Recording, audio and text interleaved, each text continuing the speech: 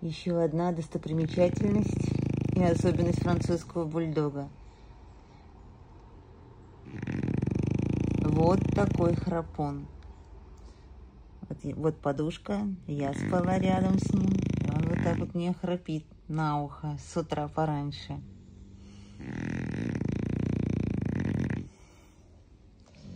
Второй спит рядышком, но потихоньку. А этот на всю квартиру храпака дает.